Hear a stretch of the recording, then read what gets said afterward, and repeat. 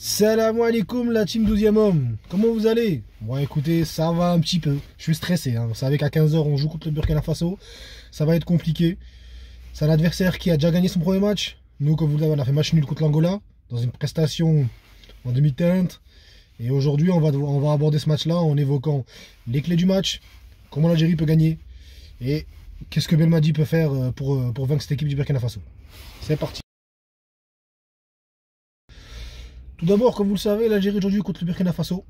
Une équipe compliquée, une équipe qu'on a joué lors des dernières qualifications à la Coupe du Monde 2022. 1-1 au match aller, 2-2 au match retour, dans des prestations très compliquées qui se sont confirmées à la CAN 2022. On est sorti au premier tour. On a vu une équipe du Burkina Faso qui jouait bien, avec des joueurs solides. Derrière, on peut citer Tapsoba, devant Charles Caboret très solide. Bertrand Traoré, excusez-moi. Au milieu de terrain, on avait des Gustavo Sangaré, sur les ailes des Traoré, des Caboret sur les côtés, sur les ailes des joueurs comme Caboret. Mais le souci, c'est qu'on a vu soudain l'Algérie qui n'arrivait pas à produire du jeu. Et je ne suis pas rassuré lorsque je vois le premier match. On n'a pas réussi non plus à produire du jeu. On a vu un milieu de terrain compliqué avec un Benasser qui paraissait fatigué, pas du tout prêt. D'ailleurs, il s'est blessé. On a vu son forfait hier, blessé à l'entraînement. Ça n'a pas l'air très grave. Je pense qu'il sera de retour contre la Mauritanie. Mais tout de même, ça dénote un souci dans la gestion de sa blessure, ou plutôt dans la gestion de sa récupération.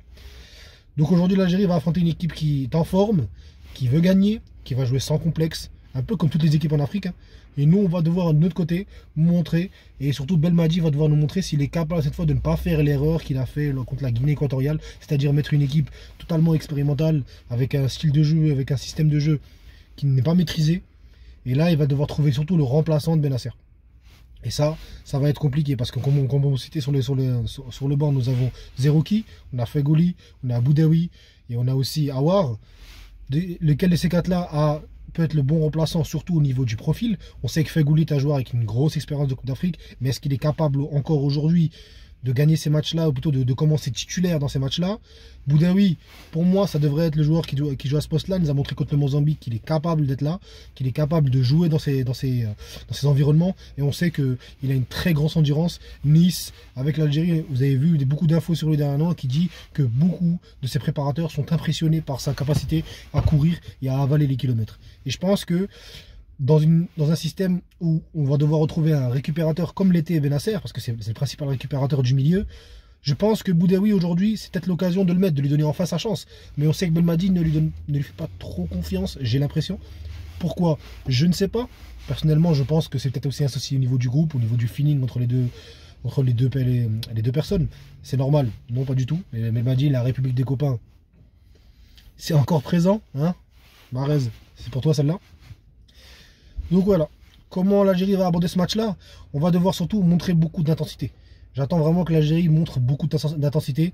Avec un milieu de terrain, pour moi, le 4-3-3 n'est pas adapté à ce match-là. Je pense que l'Algérie va devoir surtout jouer dans un système qui permet d'utiliser plus la largeur. Parce que la force du Burkina Faso, c'est souvent de jouer soit en 3-5-2, soit en 4-2-3-1 ou soit en 4-3-3. Mais surtout, dans ces trois systèmes-là ont un point commun, c'est que souvent la largeur est bien utilisée. Avec des joueurs comme Caboret en tant que piston droit, et de bons ailiers, si on peut citer Ouattara, on peut citer, comme j'ai dit, Bertrand Traoré, je veux dire. Cette équipe-là sait jouer dans la profondeur et sait utiliser les ailes, et sait utiliser la largeur, je veux dire, pour essayer de déséquilibrer les blocs. D'ailleurs, contre nous, qu'on avait joué contre eux en qualification, le premier but vient de là, et le deuxième but vient de là. Ils nous ont pris sur la profondeur, même si le deuxième c'est un penalty, mais ils nous ont pris sur la profondeur. Et d'ailleurs, encore un fait qui peut justifier mon propos, lors du dernier match contre la Mauritanie, ils gagnent 1-0. Avec un penalty à la 97e ou 95e si je ne m'abuse. Mais c'est qui provoque le penalty? C'est sur une action où Caboret déborde sur son côté, une passe derrière la défense, Caboret déborde sur son côté et obtient un penalty. Mérite ou pas, j'en sais rien, je suis pas là pour débattre de l'arbitrage, ça sert à rien personnellement. Mais dans les faits, c'est que c'est leur force. Et nous, au général, dans le dos, on l'a vu contre l'Angola, ça arrive d'être une fois parce que l'Angola n'est pas une équipe très forte. Mais on l'a vu quand même contre l'Angola, que dans le dos, on a des difficultés. Donc moi, honnêtement, je suis un peu inquiet sur ce point-là. C'est pour moi ça que l'Algérie va devoir faire attention. C'est ce côté défensif, c'est ce côté de couvrir bien sa profondeur et surtout essayer d'avoir le monopole du ballon. Ou peut-être même pas, parce qu'en général, est-ce que l'Algérie, j'ai l'impression, comme le match du Sénégal nous l'avait montré, même si c'est un match amical, on est souvent bien meilleur lorsqu'on n'a pas le ballon, parce qu'on a des joueurs qui vont assez vite derrière. J'espère qu'Amoura rentrera aujourd'hui. Connaissant Belmadi, Mahrez va jouer. Mahrez son copain, Mahrez son poteau, Mahrez son fils. Et je le dis, c'est son fils Mahrez. Mahrez va jouer, c'est sûr et certain, titulaire. Maintenant, j'aimerais bien que, si le match ne se débloque pas durant les 60 premières minutes, qu'on fasse rentrer Amoura, qu'on sorte Mahrez, parce qu'il est clairement plus adapté à ce football-là. Ou alors qu'on tente de mettre Mahrez dans l'axe, mais bon, c'est compliqué de le faire en plein match. Mais qu'on tente de mettre Amoura aujourd'hui. Pourquoi pas un 4-4-2? Excusez-moi, pourquoi pas un 4-4-2 avec Bounedjah Amoura, mais est-ce que c'est pas deux profils qui un peu débordent beaucoup? Pourquoi pas un profil à la Slimani, aux côtés d'un Amoura qui dézone beaucoup, et Slimani qui est un attaquant pivot, je veux dire, et qui, lui, sera peut-être une sorte de point de fixation qui pourra cibler les défenseurs et permettre à Amoura de faire bien le tour du match. Donc c'est compliqué à juger, c'est compliqué à déterminer. Ouais, j'ai des gens là. Je sais pas, le décor n'est pas dans. C'est vraiment pas la bonne situation pour tourner vidéo. Bref, revenons au match. La situation n'est peut-être pas adaptée, mais aujourd'hui, pour moi, il va falloir trouver des solutions aujourd'hui. Et Belmadi, vu que tu as fait un renouvellement du groupe, vu que tu as fait un renouvellement d'effectifs, notamment au niveau de la jeunesse, mais aussi au niveau du talent, il va falloir trouver la solution maintenant. Parce que l'adversaire que tu vas jouer là, il ne te laissera pas le ballon comme l'Angola, il ne te laissera pas construire comme l'Angola. Encore construire, c'est un grand mot. Hein. On a vu ce que l'équipe a construit. On a eu beaucoup plus de corners, et encore les corners n'ont pas été de bonne facture. J'utilisais des bons mots là. Donc voilà. Maintenant on va passer à une partie plus chill. J'essaie de faire au moins 10 minutes de vidéo pour pas trop vous occuper, histoire que vous voyez un peu ce que j'ai pu dire. J'espère que j'ai été concis. On va passer aujourd'hui aux joueurs à surveiller pour moi du côté de cette équipe burkinabé. Et après on terminera évidemment par une conclusion de ma part. Dans les joueurs à surveiller du côté du Burkina Faso, je l'ai cité avant, pour moi Charles Caboret est en premier lieu, c'est-à-dire c'est un joueur qui a marqué 3 buts sur ses 3 derniers matchs où il a participé avec le Burkina Faso. Même s'il n'est pas titulaire avec Aston Villa, même s'il est en grande difficulté avec Aston Villa, à 28 ans, ça reste un joueur qui, dans la force de l'âge, je sais pas, il n'est pas non plus vieux. D'ailleurs, dernièrement, c'est le leader, c'est pas le titulaire, mais c'est le capitaine, on va dire, le vrai leader du groupe. C'est lui qui marque le penalty décisif et important, qui prend ses responsabilités face à la Mauritanie en fin de match. Je peux citer aussi leurs latéraux, notamment le latéral droit, qui était passé par Marseille d'ailleurs, Caboret. Donc je l'ai dit, au dernier match, c'est lui qui débloque la situation et l'équipe joue beaucoup sur lui parce que sa vitesse est très importante. Maintenant, Ait Nouri est rapide, mais Ait Nouri est un joueur qui monte beaucoup. Donc je me pose la question de comment Ben Sebaini et Ait Nouri, même si le côté gauche est notre force, avec Belaïli, je pense qu'ils vont devoir essayer de ne pas trop monter, de ne pas trop se découvrir. Parce que si on perd des ballons et qu'à la fin on se prend une vitesse par un Caboret ou par un Traoré, ça peut être très compliqué. Surtout au niveau des actions, et comme je l'ai dit, on a déjà vu contre eux que c'était la même chose, c'était la même situation. Donc pour moi, ces deux joueurs-là sont les premiers à citer. Maintenant, il y a un autre joueur que je peux citer, deux autres joueurs, je termine avec deux autres joueurs. Pour moi, d'abord, il y a Edmond Tapsoba, qui est excellent avec le Bayer Leverkusen de Xabi Alonso.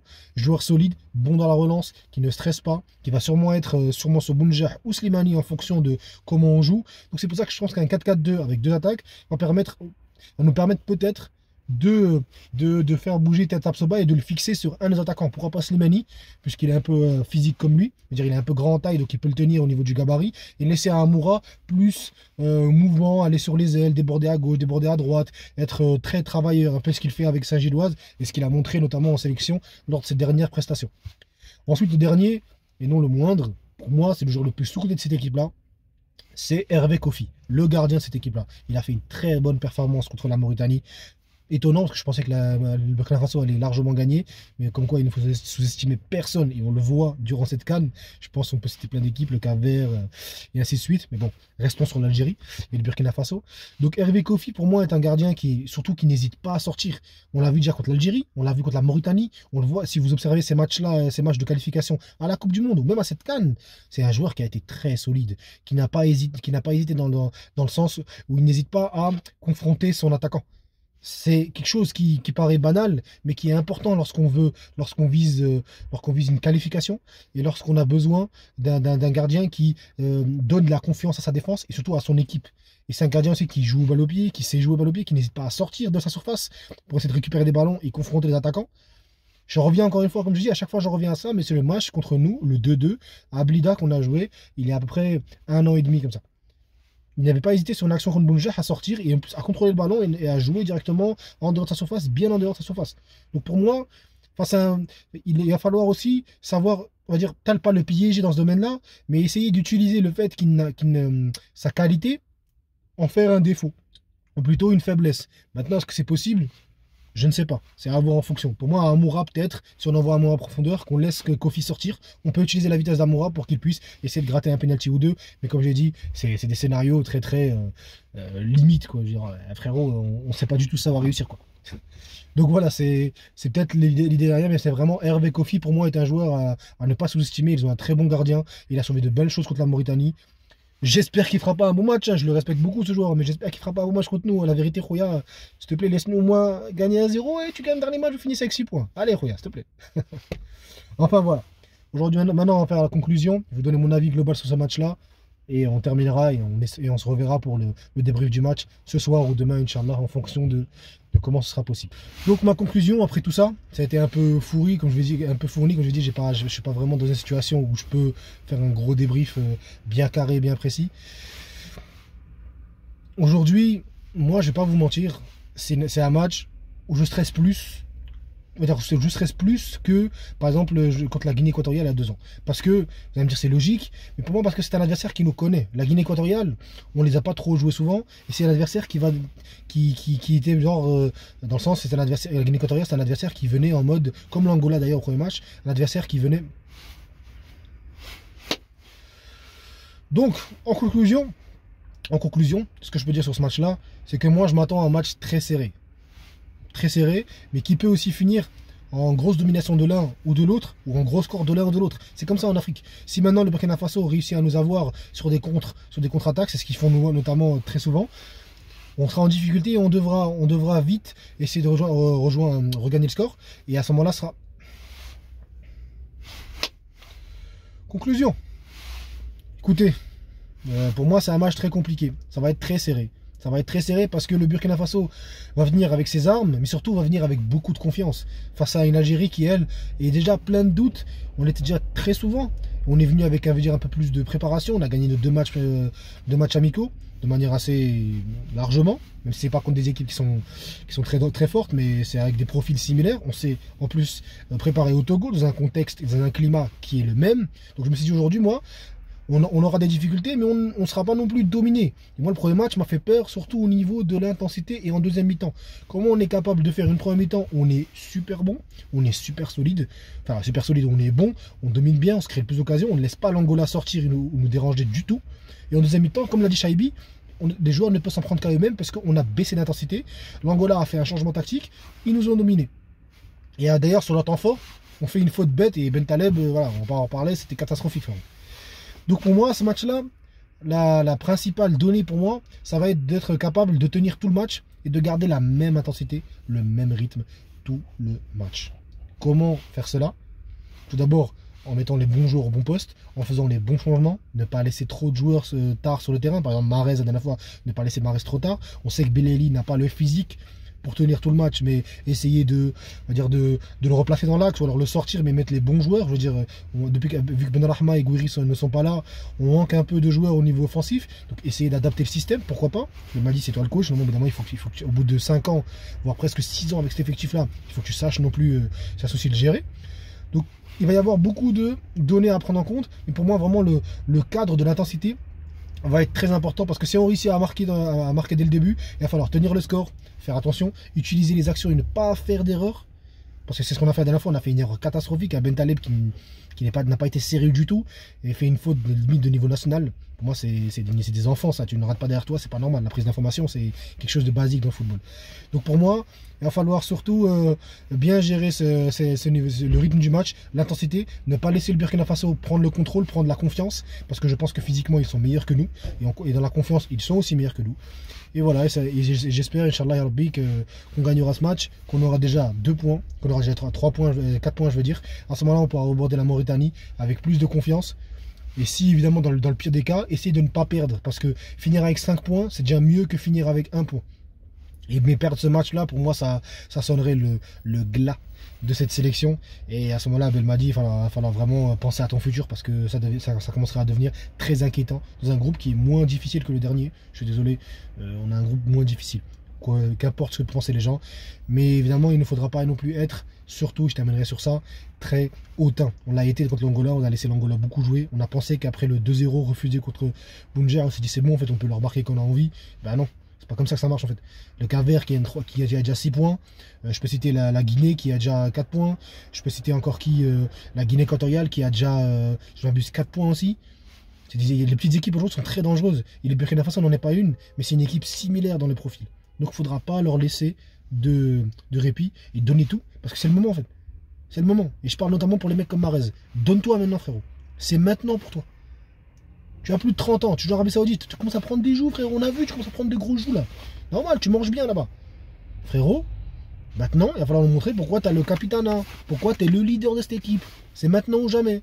Ça sert à rien de nous faire tes stories, je sais pas quoi, l'Algérie, DZ, Tahia, je sais pas quoi, hashtag tout le monde. On a rien à foutre, nous. Nous, c'est le terrain qu'on a envie.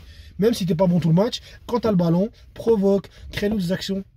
Fais des décalages, t'arrives pas à dribbler, c'est pas grave, t'as plus la force, t'as plus la capacité d'être un joueur percutant, alors crée des décalages et sois plus fort. Sois meilleur, sois le leader de cette équipe, celui que tu étais en 2019 et que tu dois être maintenant. Enfin voilà. Merci à vous de m'avoir écouté jusque là, j'ai essayé de faire court mais finalement ça a été après, ce sera sûrement entre 12 et 15 minutes de vidéo. Voilà, on se revoit, comme j'ai dit, on se retrouve pour le débrief d'après-match. Et Inch'Allah, j'espère qu'on sera là avec le sourire et qu'on aura gagné ce match-là. Merci à tous, je veux dire. Salam alaikum et à plus.